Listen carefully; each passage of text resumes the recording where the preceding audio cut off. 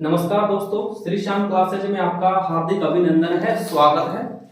दोस्तों, श्री श्याम क्लासेज परिवार आपको आपके लिए बहुत अच्छा प्रयास कर रहा है और कोई त्रुटि हो तो आप एक बार कमेंट में जरूर बताएं हमें, और चैनल को सब्सक्राइब करें, शेयर करें और वीडियोज को लाइक करें। दोस्तों, हम पूरा प्रयास करेंगे कि हमारी तरफ से बहुत अच्छा देने की प्रयास करेंगे। दोस्तों, कल हम बात कर रहे थे दोस्तों कुछ त्योहारों की। इससे पहले मैं आपको कुछ दो लाइन बताना चाहूंगा दोस्तों, जिससे आपका हौसला थोड़ा और भी मजबूत होगा।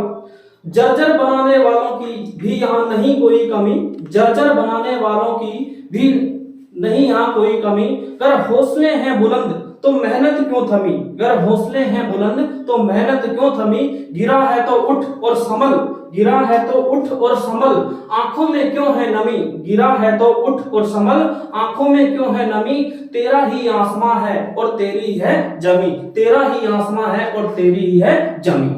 ठीक है दोस्तों, अब हम बात करते हैं नेक्स्ट क्लास की हमारी।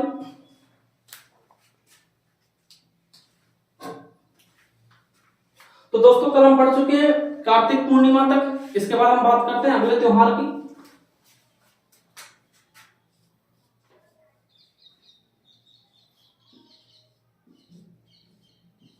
मकर संक्रांति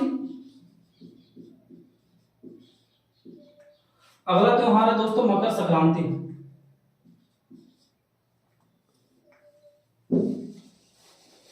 और मकर संक्रांति आती है दोस्तों ग्रेगोरियन के कैलेंडर के अनुसार 14 जनवरी के दिन।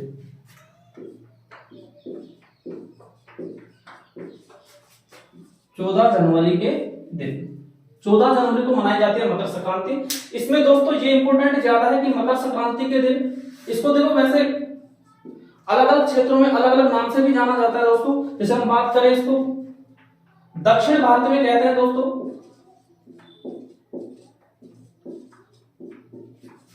पोंगल कह देते हैं इसको,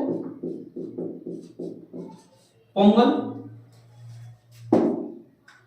उत्तरी भारत में बात करें दोस्तों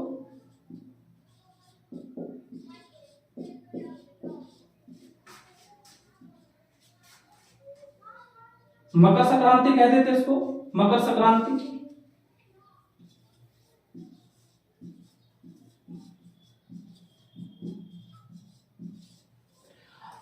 पूर्वी भारत में बात करें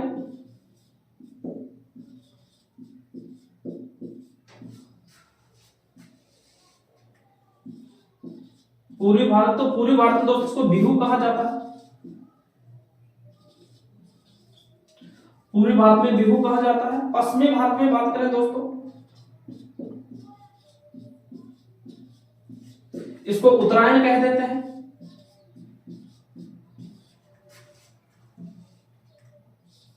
उत्तरायण। और पंजाब में दोस्तों लोहड़ी के रूप में मनाया जाता है।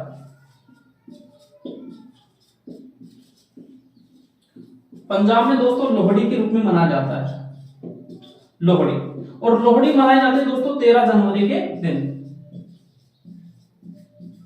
13 जनवरी के दिन। देखिए दोस्तों, दोबारा बता रहा हूं, मकर संक्रांति 14 जनवरी को आती है ग्रेगोरियन के कैलेंडर के अनुसार। और मकर संक्रांति को उत्तर भारत में दोस्तों इसको कह देते हैं, सॉरी दक्षिण भारत में कह देते हैं पोंगल इसको कहेंगे। उत्तर भारत में इसको कहेंगे दोस्तों मकर संक्रांति। और पूर्वी भारत में इसको बिहू कह दिया जाता है। पश्चिमी भारत में दोस्तों इसको उत्तरायण कह दिया जाता है। पंजाब में लोहड़ी के रूप में मनाया जाता है। तो दोस्तों याद रहे, पंजाब में 13 जनवरी के दिन लोहड़ी मनाई जाती है। ठीक है दोस्तों, आगे बात करते हैं। आगे हम बात करें दोस्तों मकर संक्रांति के बारे में, तो मकर संक्रांति को दोस्तों तिल का व्यंजन खाया जाता है। तिल के लड्डू हो गए, तिल की खिचड़ी बनाई जाती है, तिल की खिचड़ी बनाई जाती है, तिल का व्यंजन बनाया जाता है। अधिकांश मित्रों को यही ध्यान है दोस्तों कि मकर संक्रांति के दिन चूरमा बनाया जाता है, दाल बनाई जाती है, लेकिन नहीं दोस्तों, मकर संक्रांति के दिन तिल की खिचड़ी जरूर बनाई जाती है। तो आगे बात करें, इस दिन रूठे सास को मनाने की परंपरा होती है। इस दिन रूठी सांस को मनाने की परंपरा है या मनाने की प्रथा है, मनाने की प्रथा है। आगे बात करें दोस्तों, इंपॉर्टेंट बात यह है, मकर संक्रांति के दिन आरटीडीसी के द्वारा जयपुर में पतंग महोत्सव का आयोजन किया जाता है। ये बात बहुत इंपॉर्टेंट है दोस्तों। इस दिन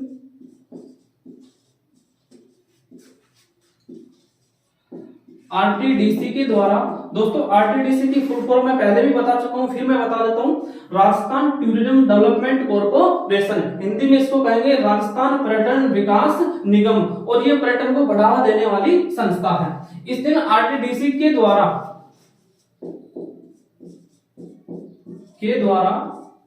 जयपुर में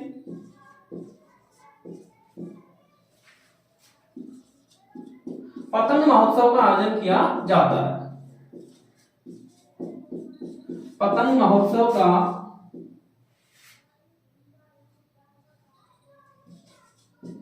आयोजन किया जाता है, याद रहे दोस्तों, दोबारा बता रहा हूं, इस दिन रूठी सास को मनाने की प्रथा होती है, रूठी सास को मनाया जाता है। कहने का मतलब कि सास को वस्त्र और आभूषण और मिठाइयां भेंट की जाती हैं, और इस दिन आरटीडीसी के द्वारा जयपुर में पतंग महोत्सव का आयोजन किया जाता है। यहाँ पे याद रखने की बात यह है दोस्तों कि पतंग महोत्सव का आयोजन किस जिले में होता है? जयपुर जिले में होता है। कौन से त्योहार के दिन पतंग महोत्सव का आयोजन होता है? तो मकर संक्रांति के दिन पतंग महोत्सव का आयोजन होता है। दोस्तों आगे बात करते हैं एक तेरुंडा, देखो क्या है दोस्तों तेरुंडा? मकर संक्रांति के दिन क्या होता है, जो सुहासनियां होती हैं, सुहासनियों का मतलब होता है दोस्तों, जैसे मेरी बुआ जी है, मेरी बहन है जो विवाहित है, वो मेरी सुहासनी है, तो 13 सुहासनियों को क्या किया जाता है? 13 वस्त्र या 13 वस्तुएं भेंट की जाती है, 13 वस्तुएं भेंट की जाती है 13 सुहासनियों को, उसको ही कहा जाता है दोस्तों तेरुंडा, और तेरुंडा मनाया जाता है मकर संक्रांति के दिन। दोबारा देख लीजिएगा दोस्तों, मकर संक्रांति के दिन तिल का व्यंजन खाया जाता है, तिल की खिचड़ी बनाई जाती है। हालांकि स्वाद अनुसार कुछ और भी बना सकते हैं, लेकिन तिल की खिचड़ी अनिवार्य है, तिल की खिचड़ी अनिवार्य, तिल के व्यंजन अनिवार्य हैं। और इस दिन रूठी सास को मनाने की परंपरा होती है दोस्तों, प्रथा होती है रूठी सास को मनाने की। और इम्पोर्टेंट बात यह है, मैंने स्टार लगा दिया है पहले ही, परीक्षा की दृष्टि से इम्पोर्टेंट है कि इस दिन मकर संक्रांति के दिन जयपुर में आरटीडीसी के द्वारा पतंग महोत्सव का आयोजन किया जाता है। अब देखिए दोस्तों, दो बातें याद रखना, एक तो पतंग महोत्सव का आयोजन कौन से जिले में होता है? जयपुर में होता है। और पतंग महोत्सव का आयोजन कब होता है? मकर संक्रांति पे होता है दोस्तों। ठीक है जी दोस्तों, आगे बात करते हैं अगले त्योहार की। दोस्तों मकर संक्रांति इसलिए मनाई जाती है कि सूर्य पृथ्वी पर 3 स्थितियां बनाता है, एक तो मकर रेखा पर, एक कर्क रेखा पर, और वर्ष में 2 बार आता है भूमध्य रेखा पर। तो जैसे ही कर्क रेखा में प्रविष्ट करता है सूर्य, उस उपलक्ष्य में मनाई जाती है दोस्तों धरना मकर संक्रांति। सॉरी दोस्तों, मकर रेखा की बात करूं, मकर रेखा में जब प्रविष्ट करता है सूर्य तो मनाई जाती है मकर संक्रांति। अगला त्योहार है दोस्तों इसके बाद में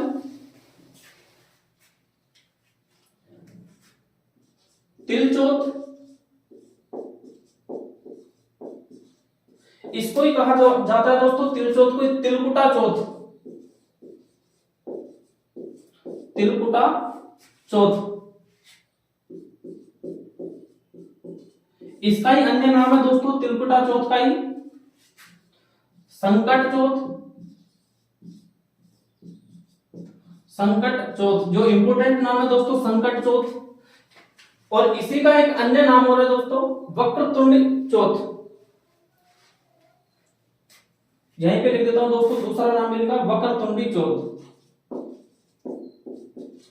वक्रतुंडी चौथ। ये मनाई कब जाती है दोस्तों? देखो वक्रतुंडी चौथ या तिलकुटा चौथ या संकट चौथ, ये संकट चौथ मनाई जाती है दोस्तों माघ कृष्ण पक्ष की चतुर्थी को, माघ कृष्ण पक्ष की चतुर्थी को मनाई जाती है तिल चौथ, या कहेंगे इसको तिलकुटा चौथ या कहेंगे संकट चौथ। और एक अन्य नाम है दोस्तों वक्रतुंडी चौथ। लेकिन ये ज्यादा याद रखना दोस्तों, संकट चौथ और तिलकुटा चौथ इसको नाम ज्यादा प्रसिद्ध है, ये ज्यादा याद रखना। कब मनाई जाती है दोस्तों? माघ कृष्ण चतुर्थी के दिन मनाई जाती है, माघ की कृष्ण पक्ष की चतुर्थी के दिन मनाई जाती है। अगला त्योहार इसके बाद में दोस्तों, इसमें ज्यादा कुछ खास नहीं है दोस्तों, इस दिन भी तिल के लड्डू बनाए जाते हैं, तिल के लड्डू बनाए जाते हैं, इसलिए इसका नाम भी तिल चौथ हो गया, तिलकुटा चौथ हो गया। ठीक है दोस्तों, याद रखना। इसके बाद में है दोस्तों मौनी अमावस्या।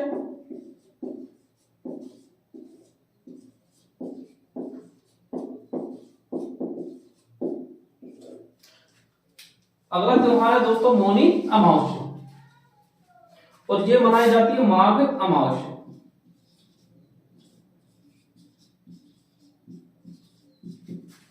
माघ अमावस्या।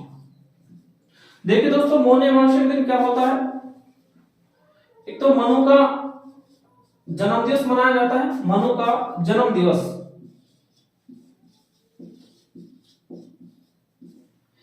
एक दोस्तों इस दिन मौन व्रत रखा जाता है,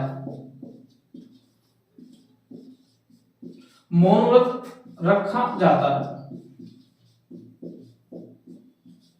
देखिए दोस्तों मौनी अमावस्या, माघ अमावस्या को मौनी अमावस्या कहते हैं। इस दिन मनु का जन्म दिवस मनाया जाता है और इसमें मौन व्रत रखने की परंपरा है, मौन व्रत रखा जाता है। याद रहे दोस्तों मौन व्रत रखने से आत्मबल बढ़ता है, मौन व्रत रखने से आत्मबल बढ़ता है। अगला त्योहार इसके बाद में दोस्तों बहुत इंपॉर्टेंट त्योहार है दोस्तों अगला बसंत पंचमी।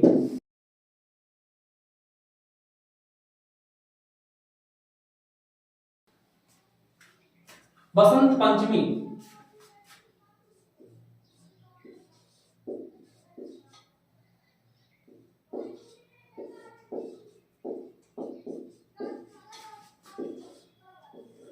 अगला त्योहार है मित्रों बसंत पंचमी, और बसंत पंचमी आती है मित्रों माघ शुक्ल पंचमी। माघ माह के शुक्ल पक्ष की पंचमी को मनाई जाती है बसंत पंचमी। इस दिन देखो दोस्तों क्या क्या होता है, बहुत इंपॉर्टेंट त्योहार है दोस्तों ये।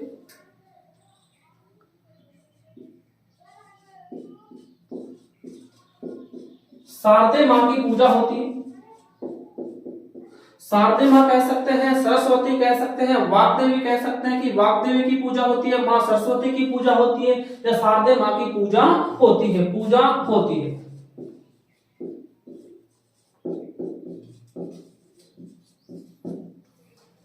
एक इंपॉर्टेंट दोस्तों ये याद रखना, बसंत पंचमी के दिन झुंझुनू पिलानी में, या कह सकते हैं पिलानी झुंझुनू में, बसंत पंचमी के दिन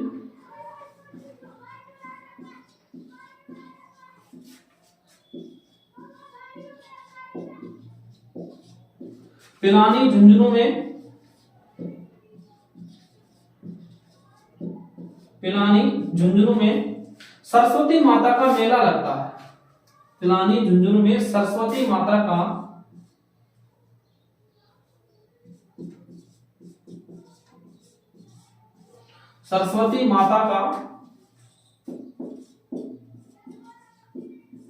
मेला लगता है।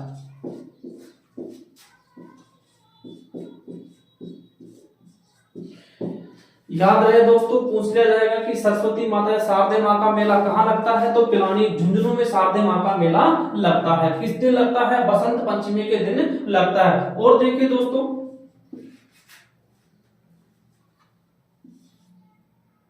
रतिदेव,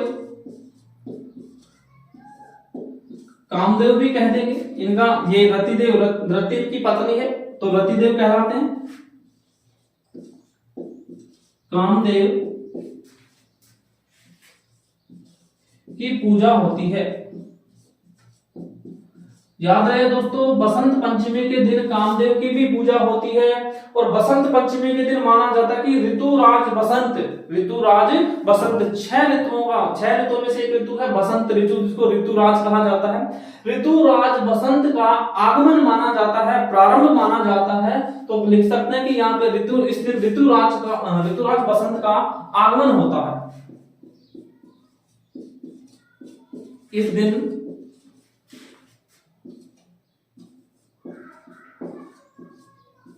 ऋतुराज बसंत का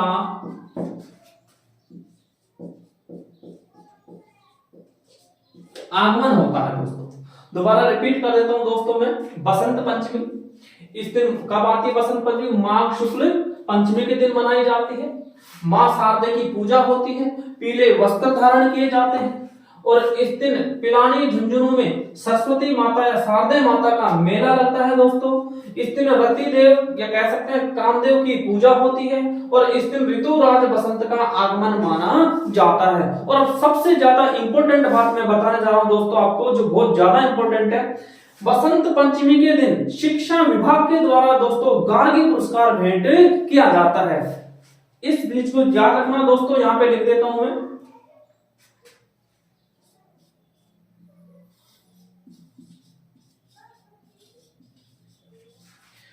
इस दिन शिक्षा विभाग के द्वारा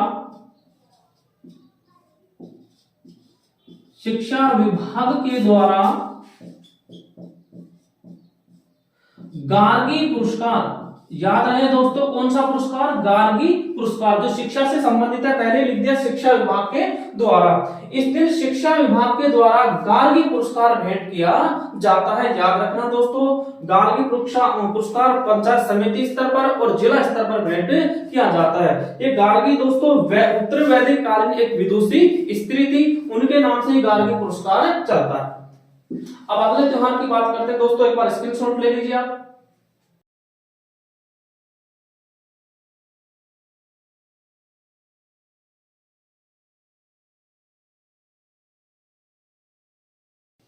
अगला त्योहार इसके बाद है दोस्तों माघ पूर्णिमा। माघ पूर्णिमा, और माघ पूर्णिमा तो देखो दोस्तों, माघ माह की पूर्णिमा वही क्या कहलाएगी, माघ पूर्णिमा। इस दिन सबसे ज्यादा इंपॉर्टेंट दोस्तों ये है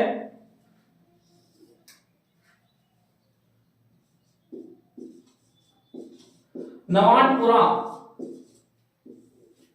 जो डूंगरपुर में है दोस्तों।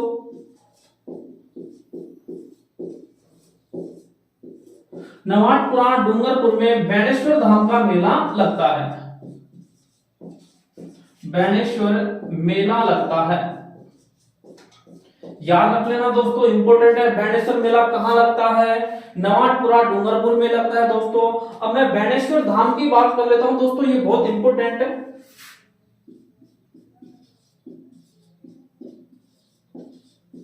बैनेश्वर धाम, बैनेश्वर धाम दोस्तों सोम माही जाखम नदियों के किनारे संत मावजी के द्वारा स्थापित किया गया था।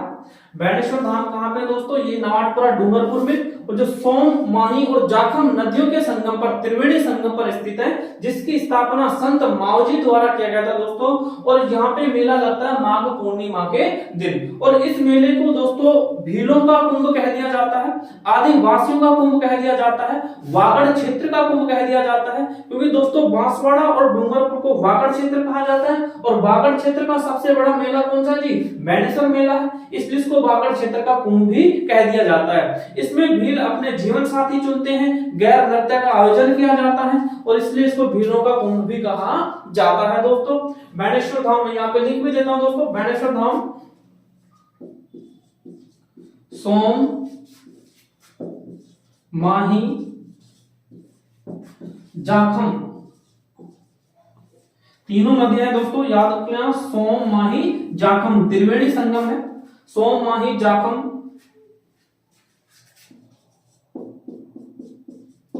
के संगम पर स्थित है।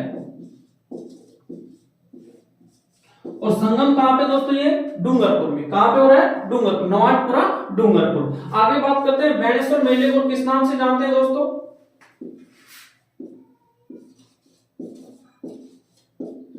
भीलों का कुंभ, आदिवासियों का कुंभ,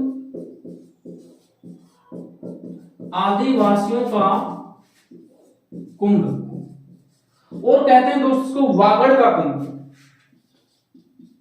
वागड़ का कुंभ।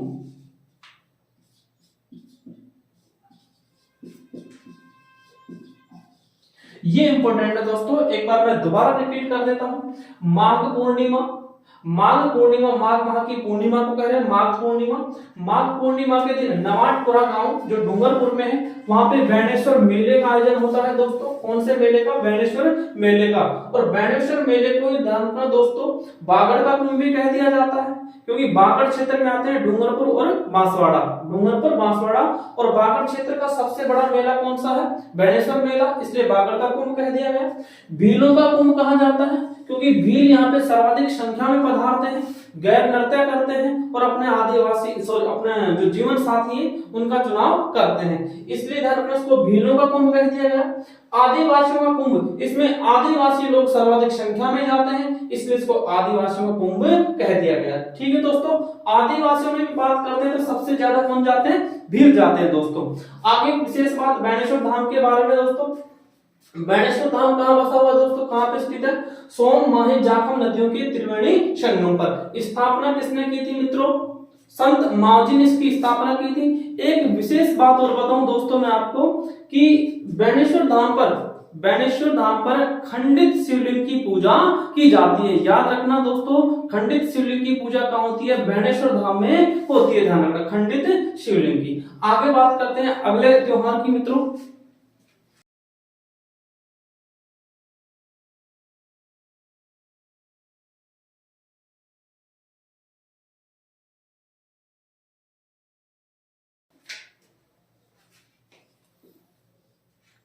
महाशिवरात्रि।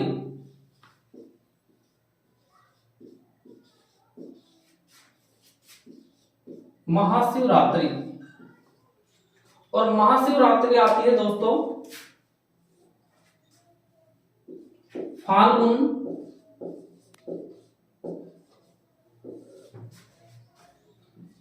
कृष्ण पक्ष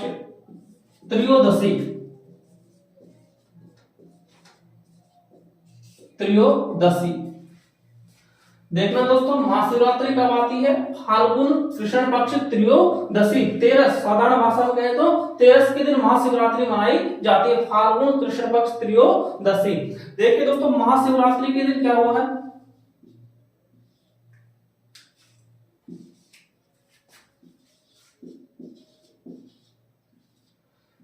शिव पार्वती का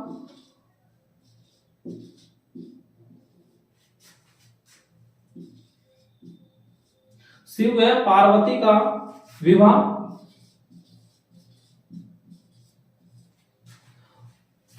और शिव का जन्म,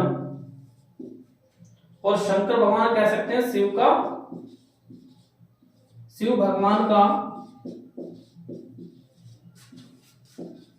जन्म। देखिए दोस्तों, इसी दिन शिव और मां पार्वती का विवाह होता है, शिव भगवान और मां पार्वती का विवाह भी होता है। और दोस्तों इसी दिन शिव भगवान का जन्म भी होता है, जन्म दिवस भी मनाया जाता है। और आगे बात करें दोस्तों, जब समुद्र मंथन के समय महासागर मंथन के समय जो विष निकला था, कालकूट विष, उसको उसी दिन, ध्यान रखना दोस्तों, इसी दिन महाशिवरात्रि के दिन ही भगवान शिव ने अपने कंठ में रखा था। और इसी वजह से आप देखते हो कि शिव का कंठ नीला हो जाता है, इसलिए इनको नीलकंठ भी कहा जाता है। क्या कहते हैं दोस्तों इनको? नीलकंठ। वो कंठ नीला इसी वजह से होता है मित्रों कि उस कालकूट विष को इन्होंने अपने कंठ में रख लिया था। और इसीलिए मित्रों महाशिवरात्रि के दिन दोस्तों याद रखना, शिव जी को बील पत्र चढ़ाए जाते हैं, बील पत्र के पत्ते चढ़ाए जाते हैं और बील पत्र चढ़ाया जाता है। ठीक है दोस्तों, आगे बात करते हैं मित्रों अगले त्योहार की।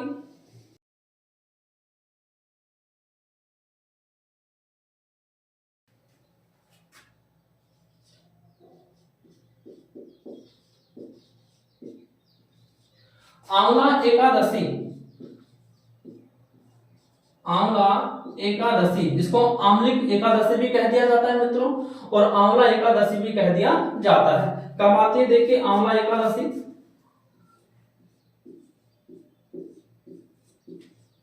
फाल्गुन शुक्ल एकादशी, फाल्गुन शुक्ल एकादशी, यहां पे लिख देता हूं मित्रों एकादशी में, एकादशी। देखिए दोस्तों, आंवला एकादशी या कब आती है? फाल्गुन शुक्ल एकादशी के दिन मनाई जाती है आंवला एकादशी। इस दिन आंवले वृक्ष की पूजा की जाती है। विशेष इससे पिछली क्लासों में दोस्तों हमने पढ़ा था आंवला नवमी। आंवला नवमी जो कार्तिक शुक्ल नवमी को मनाई जाती है दोस्तों, उस दिन भी आंवले वृक्ष की पूजा की जाती है और इस दिन भी आंवला वृक्ष की पूजा की जाती है। मैंने बताया था मित्रों आपको कि आंवला वृक्ष में विष्णु का रूप माना जाता है, विष्णु का अंश माना जाता है, इसलिए आंवले वृक्ष की पूजा की जाती है। आगे देखते हैं दोस्तों, अगला त्योहार है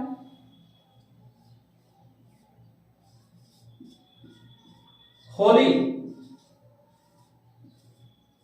अगला त्योहार है दोस्तों होली। इत्तेफाक की बात है दोस्तों, हमारी क्लास भी चल रही है और कल आज होली का त्योहार भी है। तो दोस्तों आपको होली की बहुत सारी ढेर सारी शुभकामनाएं आपको और आपके परिवार को। तो बात करते हैं होली के त्योहार की मित्रों। होली मनाई जाती है फाल्गुन पूर्णिमा।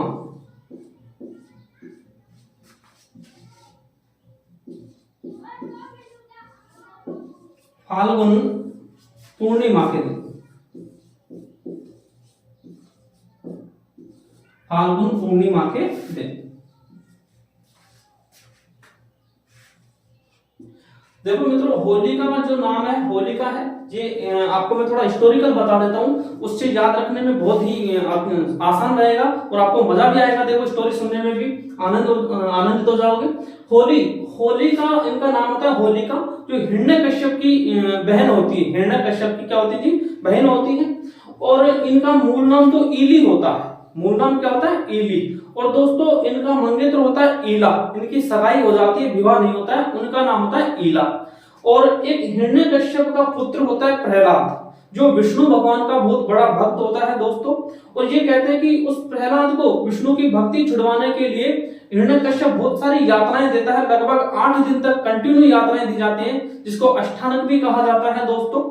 और एक अंतिम दिन में क्या होता है दोस्तों, होलिका क्या कहती है अपने भाई से, हिरण्यकश्यप से, कि मेरे पास एक ऐसी वरदान है, ऐसी पोशाक है मेरे पास, जिसको पहनकर अगर मैं होली में अग्नि में प्रविष्ट कर जाऊं तो भी नहीं जलूंगी। तो क्यों ना मैं उनको प्रहलाद को गोद में लेकर अग्नि में प्रविष्ट कर जाऊं।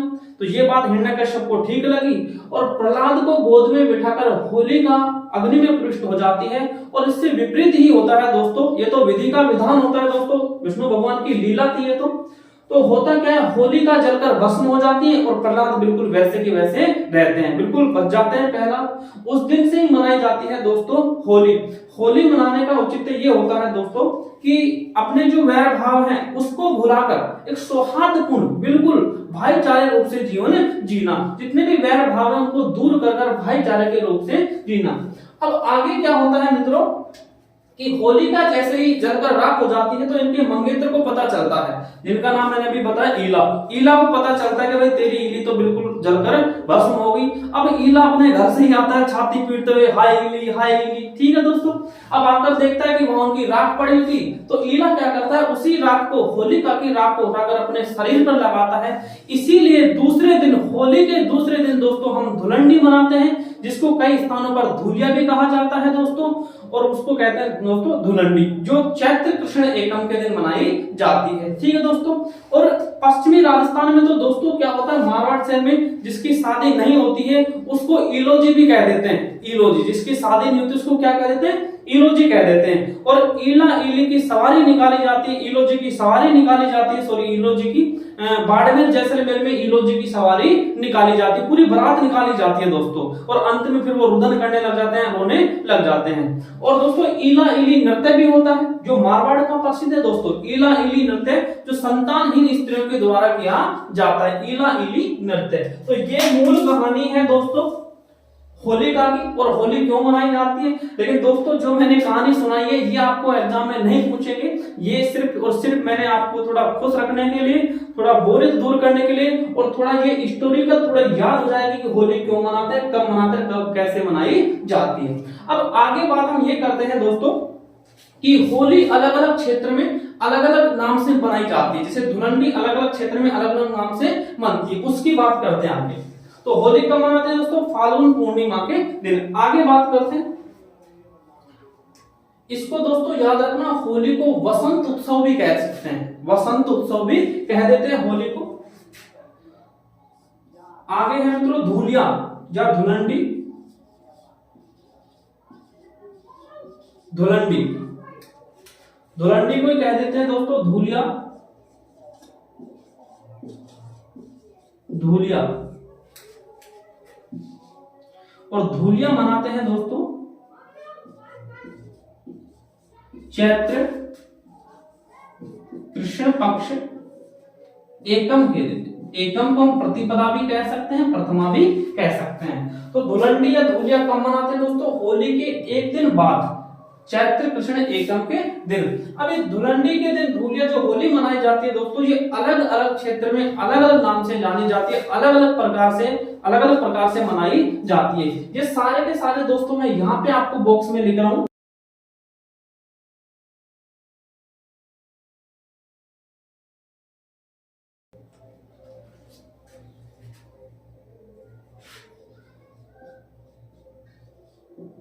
कोड़ामार होली, कोड़ामार होली। और ये मनाते हैं दोस्तों भिनाय अजमेर में, भिनाय स्थान है अजमेर में, भिनाय अजमेर में। दूसरा इसके बाद में है दोस्तों लठमार होली,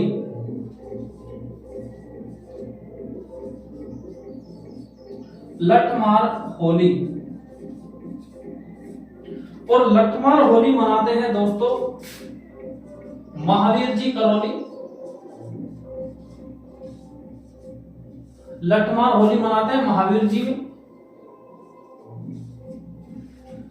इसके बाद है दोस्तों देवर भाभी होली, देवर भाभी होली। और ये मनाते हैं दोस्तों ब्यावर में, और ब्यावर भी अजमेर में है दोस्तों, आप सभी को पता है ब्यावर अजमेर में है। इसके बाद और भी है होली दोस्तों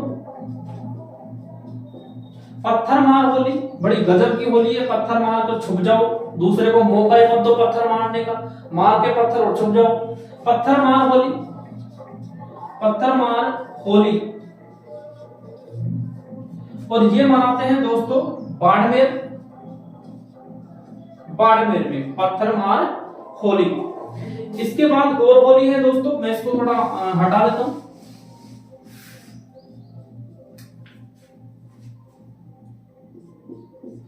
भगोरिया होली, भगोरिया होली। और ये भगोरिया होली होती है दोस्तों मेवाड़ में, आदिवासियों की होली है दोस्तों। भगोरिया होली मेवाड़ में मनाते हैं। बादशाह की होली,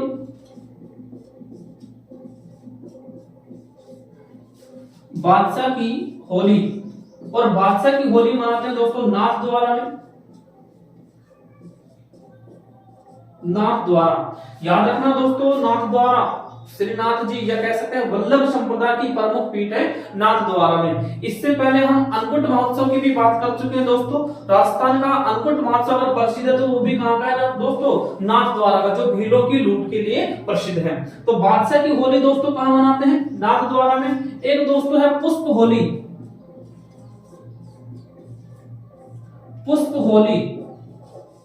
और पुष्प होली खेली जाती है दोस्तों गोविंद देव जी का मंदिर, गोविंद देव जी। और गोविंद देव जी है वो दोस्तों जयपुर में। गोविंद देव जी का मंदिर कहां पे? जयपुर में। गोविंद देव जी के यहाँ पे पुष्प होली खेली जाती है। एक बार फिर मैं बता देता हूं दोस्तों आपको, धुलंडी या धूलिया कब मनाया जाता है? चैत्र कृष्ण एकम के दिन। और हर प्रत्येक स्थान पर अलग अलग तरीके से होली मनाई जाती है दोस्तों, जो मैंने सारे यहाँ पे लिख दिए। कोड़ामार होली बिनाए अजमेर की प्रसिद्ध दोस्तों, जिसमें कोड़े माने जाते हैं। लठमार होली ये महावीर जी की प्रसिद्ध है, जो बहुत ज्यादा प्रसिद्ध है दोस्तों। लठमार होली महावीर जी करौली की प्रसिद्ध है। देवर भाभी होली ये ब्यावर अजमेर की प्रसिद्ध है दोस्तों। पत्थरमार होली ये बाड़मेर की प्रसिद्ध है मित्रों। भगोरिया होली ये आदिवासियों की मेवाड़ में प्रसिद्ध है भगोरिया होली। बादशाह की होली नाथ द्वारा की प्रसिद्ध है। यहाँ पे एक बात याद रख लेना दोस्तों, बादशाह की होली नाथ द्वारा की प्रसिद्ध है, किंतु बादशाह की सवारी या बादशाह का जो मेले की बात करें वो ब्यावर का प्रसिद्ध है। बादशाह का मेला ब्यावर का प्रसिद्ध है, सवारी भी ब्यावर में निकाली जाती है। और बादशाह की सवारी भी ध्यान रखना दोस्तों इसी दिन निकाली जाती है। मैं 2-3 उत्सव इधर लिख दूंगा, आपको अभी बता देंगे। एक पुष्प होली, ये गोविंद देव जी जयपुर में खेली जाती है दोस्तों, पुष्प होली। ये तो होली के प्रकार हो गए जो अलग अलग स्थानों पर अलग अलग क्षेत्रों में खेली जाती है। अब दोस्तों याद रहे, ये सवाल ग्राम सेवक में पूछा हुआ है, ये सवाल ग्राम सेवक में पूछा हुआ है, और भी कई जगह पूछ लेते हैं। इनका मिलान करवा लेते हैं मित्रों कि कौन सी होली कहां पे खेली जाती है, कि ये होली कहां खेली। एक तरफ आपको होली दे दी जाएगी, एक तरफ स्थान दे दी जाएंगे, और मिलान करवाएंगे कि लठमार होली कहां खेली जाती है, कोड़ामार होली कहां खेली जाती है, पत्थरमार होली कहां पे खेली जाती है। अब आगे बात करते हैं दोस्तों, एक सवाल और पूछा गया था, फूल डोल उत्सव, फूल डोल उत्सव ये मनाया कब जाता है, पहले तो ये देख लेना दोस्तों।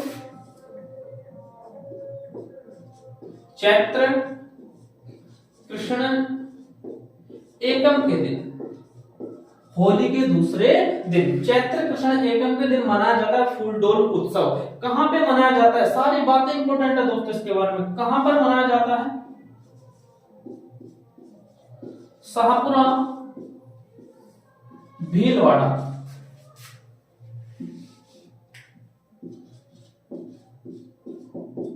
शाहपुरा भीलवाड़ा में दोस्तों ध्यान रखना। एक शाहपुरा जयपुर में भी है दोस्तों, जहां पे टिंडा मंडी है, प्रसिद्ध है टिंडा मंडी, ठीक है दोस्तों। एक शाहपुरा भीलवाड़ा में है दोस्तों, जो फूलडोल उत्सव के लिए प्रसिद्ध है। और किसके द्वारा मनाया जाता है ये भी दोस्तों इंपोर्टेंट है, राम स्नेही संप्रदाय के द्वारा, राम स्नेही संप्रदाय के द्वारा। ये भी याद रख लेना दोस्तों कि फूलडोल उत्सव किस माह में मनाया जाता है, चैत्र माह में मनाया जाता है। तिथि की बात करेंगे, चैत्र कृष्ण एकम के दिन, होली के दूसरे दिन मनाया जाता है। कहां पे मनाया जाता है, शाहपुरा भीलवाड़ा में मनाया जाता है। किसके द्वारा मनाया जाता है दोस्तों, राम स्नेही संप्रदाय के लोगों द्वारा मनाया जाता है। याद रहे दोस्तों, राजस्थान में राम स्नेही संप्रदाय की 5 पीठें, जिसमें सबसे प्रमुख पीठ है शाहपुरा भीलवाड़ा में राम स्नेही संप्रदाय की, ठीक है दोस्तों। आगे बात करते हैं, और भी उत्सव है दोस्तों, नाहन उत्सव,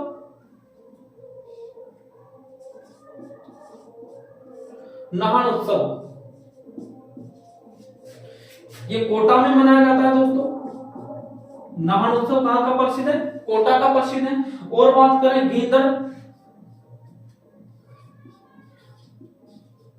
गींदड़ ये सेखावाटी का प्रसिद्ध है दोस्तों। ये भी इसी माह में इसी तिथि को मनाया जाता है गींदड़, ये भी खेला जाता है गींदड़ दोस्तों, याद रखना। एक बार फिर मैं दोस्तों आपके लिए रिपीट कर देता हूं इसको, क्योंकि ये बहुत ज्यादा इंपॉर्टेंट है, इसीलिए मैं इसको बार बार दबाव डालकर रिपीट कर रहा हूं। होली मनाते हैं कार्तिक फाल्गुन पूर्णिमा के दिन। होली के दूसरे दिन मनाते हैं दोस्तों धूलिया या धुलंडी, जो चैत्र कृष्ण एकम के दिन मनाया जाता है। धूलिया जो उत्सव मनाया जाता है दोस्तों, जो होली खेली जाती है वो अलग अलग स्थान पर अलग अलग तरीकों से खेली जाती है, जो मैंने सारी यहाँ पे लिख दी है। कोड़ामार होली कहाँ की प्रसिद्ध है, भिनाय की प्रसिद्ध है। भिनाय कहाँ पे है, अजमेर में। इसके बाद बात करें लठमार होली कहाँ की प्रसिद्ध है, लठमार होली महावीर जी करौली की प्रसिद्ध है लठमार होली।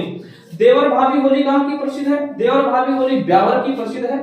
पत्थरमार होली कहाँ की प्रसिद्ध है, पत्थरमार होली बाड़मेर की प्रसिद्ध है दोस्तों, ये बाड़मेर की प्रसिद्ध है। भगोरिया होली, ये भगोरिया होली आदिवासियों की होली है दोस्तों, मेवाड़ की प्रसिद्ध है। बादशाह की होली नाथद्वारा की प्रसिद्ध है। और पुष्प होली गोविंद देव जी मंदिर जयपुर की प्रसिद्ध है मित्रों। और इसी तिथि को चैत्र माह में चैत्र कृष्ण एकम के दिन दोस्तों फूलडोल उत्सव मनाया जाता है, जो कहां पे मनाया जाता है दोस्तों, चैत्र कृष्ण एकम के दिन शाहपुरा भीलवाड़ा में। शाहपुरा भीलवाड़ा में स्थान भी याद रखना है और माह भी याद रखना है। इसके बाद किसके द्वारा मनाया जाता है, राम स्नेही संप्रदाय के द्वारा मनाया जाता है। एक है कोटा में नाहन उत्सव, ये कोटा का प्रसिद्ध है दोस्तों। और गींदड़ खेली जाती है, गींदड़ उत्सव मनाया जाता है शेखावाटी में। ये सारे त्योहार दोस्तों होली के बाद दूसरे दिन खेले मनाए जाते हैं, ये सारे उत्सव मनाए जाते हैं।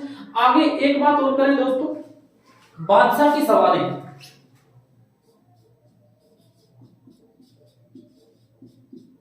बादशाह की सवारी और बादशाह की सवारी भी दोस्तों इसी दिन निकाली जाती है, होली के दिन निकाली जाती है, धुलंडी के दिन निकाली जाती है दोस्तों बादशाह की सवारी। बादशाह का मेला कह दो या बादशाह की सवारी कह दो, कहां की प्रसिद्ध है दोस्तों? ब्यावर की प्रसिद्ध है।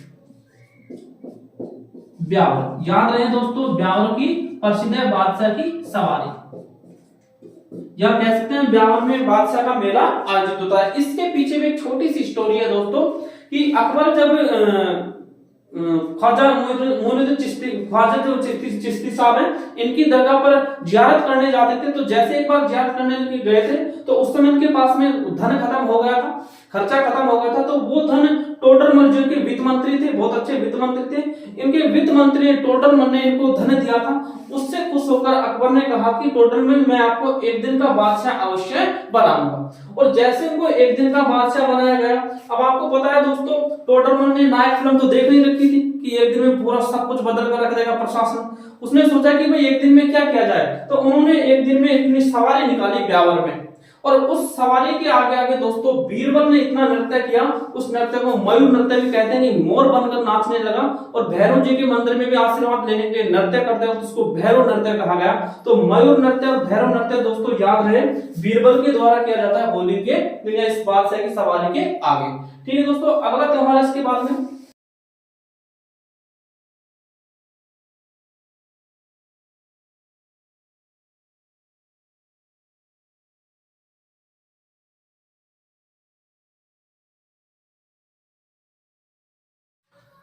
अगला त्योहार इसके बाद में दोस्तों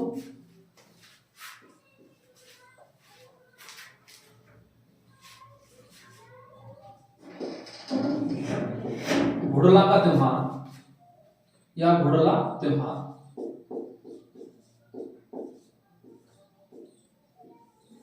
और घुड़ला त्योहार मनाया जाता है मित्रों चैत्र कृष्ण अष्टमी से लेकर, चैत्र कृष्ण अष्टमी से लेकर चैत्र शुक्ल तृतीया तक, चैत्र शुक्ल तृतीया तक। देख लेना दोस्तों, घुड़ला त्योहार चैत्र कृष्ण अष्टमी से लेकर चैत्र शुक्ल तृतीया तक मनाया जाता है। घुड़ला त्योहार में दोस्तों घुड़ला नृत्य किया जाता है, घुड़ला नृत्य किया जाता है। और ये भी कैसे किया जाता है दोस्तों? छिद्र युक्त मटके में, छिद्र युक्त मटके में जलता हुआ दीपक रखकर, छिद्र युक्त मटके में जलता हुआ दीपक रखकर, जलता हुआ दीपक रखकर, दीपक रखकर घुड़ला गीत गाया जाता है दोस्तों।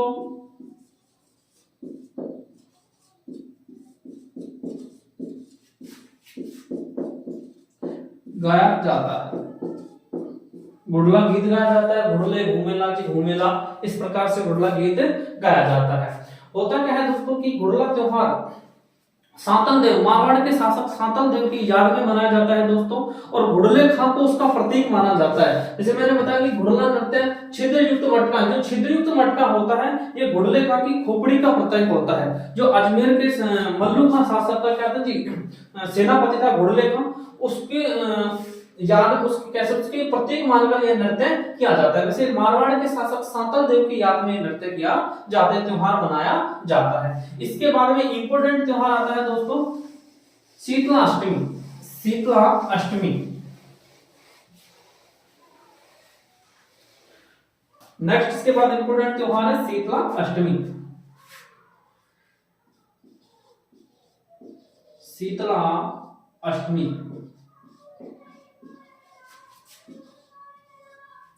और शीतला अष्टमी मनाई जाती है दोस्तों चैत्र कृष्ण अष्टमी,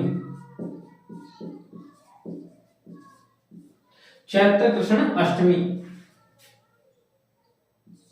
चैत्र कृष्ण अष्टमी के दिन मनाई जाती है शीतला अष्टमी।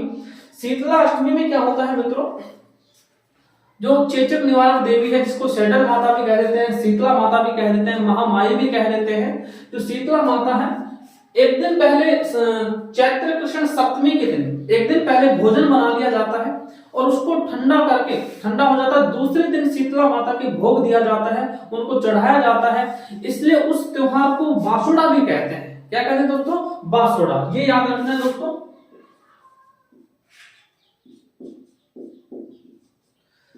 चेचक निवारक देवी या कह देंगे इसको सेडल माता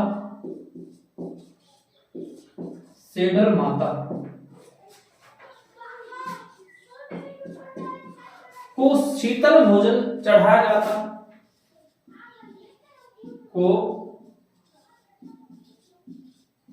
शीतल भोजन कह सकते हैं, ठंडा भोजन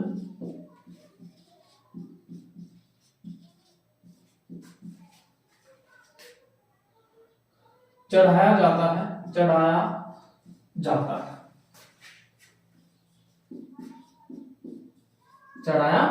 है।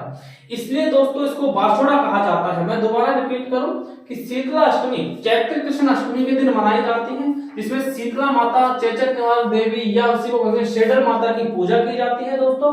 और इसमें चैत्र कृष्ण सप्तमी के दिन, जिसको शीतला सप्तमी भी कह दिया जाता है, चैत्र कृष्ण सप्तमी के दिन भोजन बनाया जाता है, व्यंजन बनाए जाते हैं और उसको दूसरे दिन ठंडे होने के बाद में दूसरे दिन दोस्तों शीतला माता के भोग लगाया जाता है, उसको चढ़ाया जाता है। इसलिए उस त्योहार को बासुड़ा भी कहते हैं। ये दोस्तों इंपोर्टेंट रख लेना, बासुड़ा क्या है? एक त्योहार है, राजस्थानी परंपरा में एक त्योहार है बासुड़ा।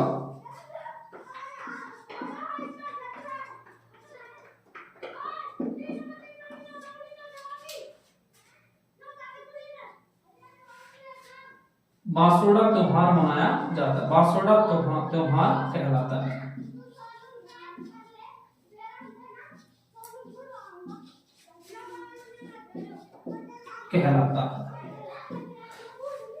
देखिए दोस्तों, शीतलाष्टमी, चैत्र कृष्णाष्टमी, जिसको चेचक निवारक देवी या सेडल माता को या कह सकते हैं भोजन, शीतल भोजन चढ़ाया जाता है। सेडल माता भी कह देंगे, चेचक निवारक देवी कह देंगे, शीतला माता कह देंगे। इसको ठंडा भोजन चढ़ाया जाता है, जिसे बासुड़ा त्योहार कहा जाता है। क्या कहते हैं दोस्तों? बासुड़ा त्योहार कहा जाता है, बासुड़ा त्योहार कहलाता है। ठीक है दोस्तों, अगला इसके बाद में है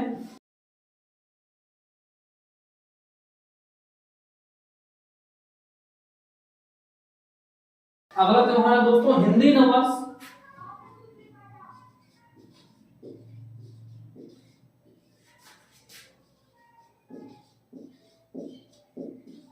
हिंदी नववर्ष, और हिंदी नववर्ष आता है दोस्तों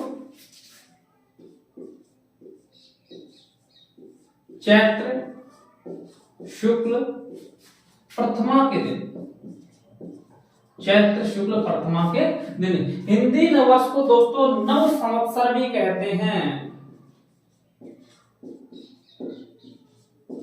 क्या कहते हैं मित्रों? नव संवत्सर भी कहा जाता है हिंदी नववर्ष को, जो चैत्र शुक्ल प्रथमा को मनाया जाता है।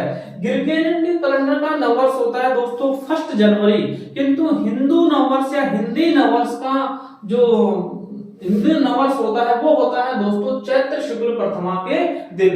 याद रखना दोस्तों, हिंदी नववर्ष मनाते हैं चैत्र शुक्ल प्रथमा के दिन, जिसको नव संवत्सर भी कहा जाता है। ग्रामीण परिवेश में भोजन बनाया, चावल बनाए जाते हैं, मीठे पकवान बनाए जाते हैं इस दिन दोस्तों। आगे बात करें हिंदी नववर्ष के बाद में अगला त्योहार है दोस्तों, जिसे बात करें कि हिंदी नववर्ष, ये कहते हैं कि ब्रह्मा जी ने सृष्टि की रचना का मुख्य दिन भी यही माना था कि ये शुभ दिन है, इस दिन सृष्टि की रचना की थी। और राजस्थान दिवस जो पहली बार मनाया गया था, जब इसी दिवस को मनाया गया था दोस्तों। आगे बात करें मित्रों, अगला त्योहार है गणगौर। ये इंपोर्टेंट है मित्रों, गणगौर। पहले तो हम इस गणगौर की बात करते हैं कि गणगौर कब मनाई जाती है। चैत्र शुक्ल तृतीया के दिन, चैत्र शुक्ल तृतीया के दिन मनाई जाती है दोस्तों गणगौर। वैसे याद रखिए दोस्तों कि गणगौर होली के दूसरे दिन से ही प्रारंभ हो जाती है, किंतु मूल जो गणगौर मनाई जाती है वो चैत्र शुक्ल तृतीया के दिन मनाई जाती है। गणगौर को सौभाग्य तृतीया भी कह देते हैं मित्रों। उपनाम की बात करें, दूसरे नाम की बात करें तो इसको सौभाग्य तृतीया भी कह देते हैं, सौभाग्य तृतीया, सौभाग्य तृतीया ये भी कहा जाता है गणगौर को। यहाँ पे गणगौर के बाद किसकी पूजा की जाती है ये भी याद रखें दोस्तों, शिव और पार्वती की पूजा की जाती है। यहाँ पे गण का अर्थ हो जाता है दोस्तों शिव, शिव, और गौर का अर्थ हो जाता है दोस्तों पार्वती। तो पूछ लिया जाए कि गणगौर त्योहार पे किसकी पूजा होती है दोस्तों, तो शिव और पार्वती की पूजा होती है। याद रखना गण का अर्थ यहाँ पे क्या है, शिव है, और गौर का अर्थ क्या है यहाँ पे दोस्तों, पार्वती है। गौर का अर्थ दोस्तों यहाँ पे है पार्वती।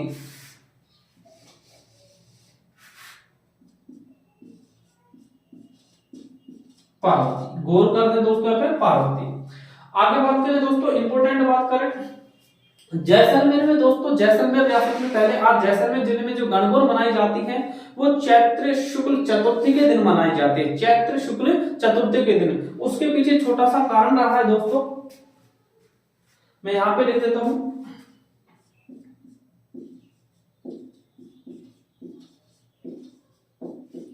जैसलमेर में गणगौर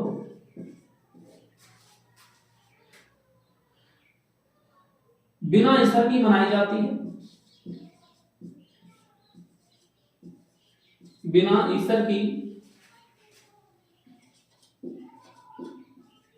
मनाई जाती है। और कब मनाई जाती है ये भी देख लेना दोस्तों, चैत्र शुक्ल चतुर्थी के दिन।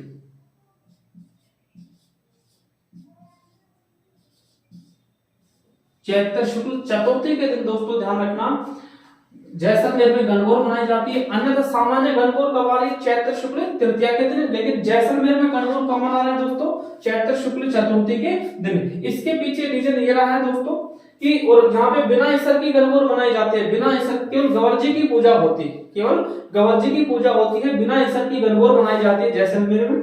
इसके पीछे ये कारण है, ये थोड़ा हिस्टोरिकल स्टोरी है थोड़ी सी, कि रियासती काल में बीकानेर रियासत के शासक ने गणगौर के दिन जैसलमेर रियासत पर आक्रमण बोल दिया, धावा बोल दिया, और उस गणगौर की जो पंडाल लगा हुआ था, पूजा हो रही थी, वहां पे ईश्वर की मूर्ति को उठाकर ले गए, ईश्वर की मूर्ति को उठाकर ले गए। उस दिन तो जैसलमेर निवासी जैसलमेर रियासत शोक में डूब गई, किंतु दूसरे दिन दोस्तों चैत्र शुक्ल चतुर्थी के दिन उन्होंने गणगौर मनाई, और केवल किसकी मनाई दोस्तों, बिना ईसर की। क्योंकि कहा जाता है दोस्तों हिंदू समाज में ये होता है कि महिला एक बार शादी करने के बाद में दोबारा शादी नहीं होती उसकी लगभग, तो ये इस कारण दोस्तों याद रखना, ये पहले की परंपरा थी दोस्तों, ध्यान रखना। इसलिए ध्यान रखना दोस्तों केवल बिना ईसर की क्या मनाई जाती है, गणगौर मनाई जाती है, केवल गवर जी की पूजा होती है। एक दोस्तों याद रखना गुलाबी गणगौर,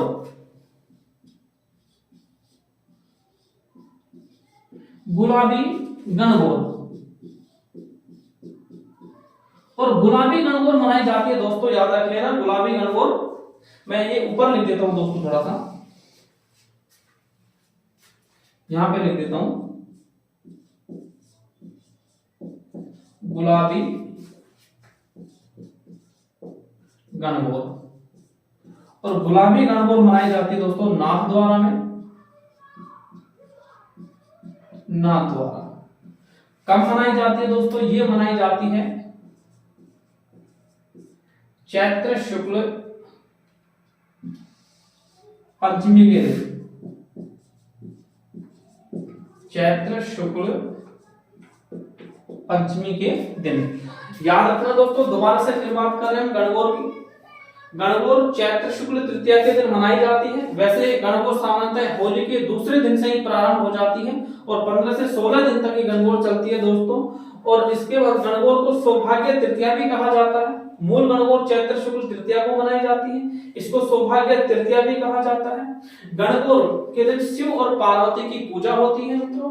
गण का मतलब शिव है और गौर का मतलब पार्वती। और इंपॉर्टेंट विशेष सबसे ज्यादा इंपॉर्टेंट ये है दोस्तों कि जैसलमेर में गणगौर बिना ईसर की मनाई जाती है, केवल गवर जी की पूजा होती है। और ये मनाई कब जाती है? चैत्र शुक्ल चतुर्थी के दिन मनाई जाती है, मूल गणगौर से एक दिन बाद में। और गुलाबी गणगौर कहाँ की प्रसिद्ध है मित्रों? नाथ द्वारा की प्रसिद्ध है गुलाबी गणगौर। ये दो बातें याद रख लेना दोस्तों।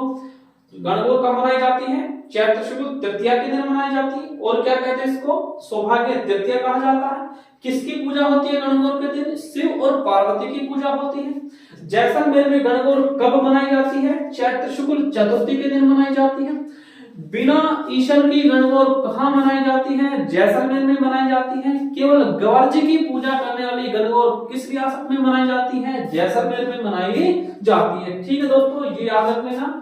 इसके बाद अगला त्योहार है मित्रों,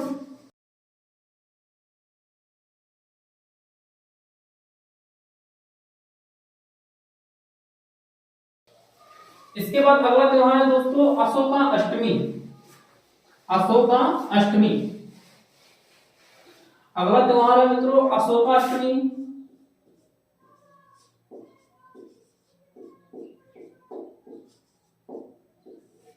अशोका अष्टमी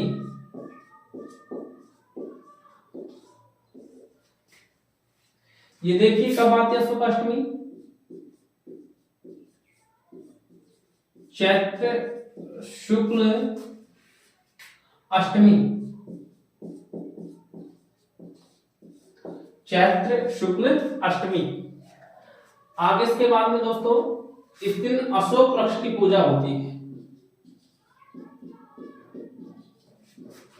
अशोक वृक्ष की पूजा होती है। अशोक वृक्ष की पूजा होती है। अगला त्योहार इसके बाद में दोस्तों रामनवमी।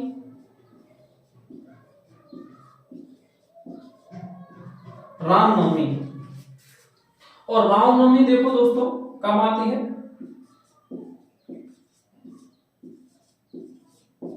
चैत्र शुक्ल नवमी। चैत्र शुक्ल नवमी। और इस दिन दोस्तों श्री राम का जन्म दिवस मनाया जाता है।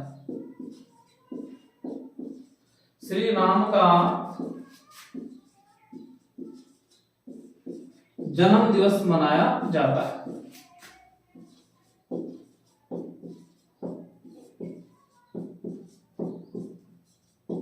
श्री राम का जन्म दिवस मनाया जाता है। याद रखिए दोस्तों तुलसीदास जी ने भी रामचरितमानस लिखना इसी दिन से प्रारंभ किया था, रामनवमी से ही दोस्तों।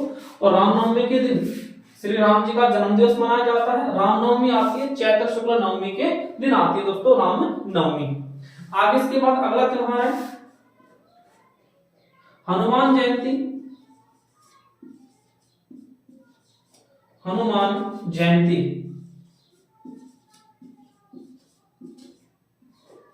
अगला त्योहार है दोस्तों हनुमान जयंती और ये आती है चैत्र पूर्णिमा के दिन। चैत्र पूर्णिमा के दिन। एक याद रख लेना दोस्तों चैत्र पूर्णिमा के दिन संत पीपा जो दर्जी समुदाय के प्रमुख संत हैं, संत आराध्य संत हैं, संत पीपा, उनका जन्म दिवस भी मनाया जाता है। ये भी याद रख लेना दोस्तों कि चैत्र पूर्णिमा के दिन संत पीपा का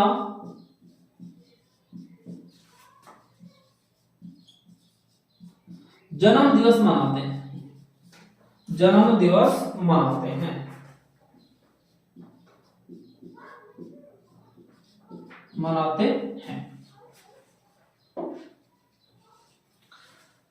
दोबारा देख लीजिएगा दोस्तों अशोकाष्टमी ये चैत्र शुक्ल अष्टमी को आती है। अशोकाष्टमी इस दिन अशोक वृक्ष की पूजा होती है।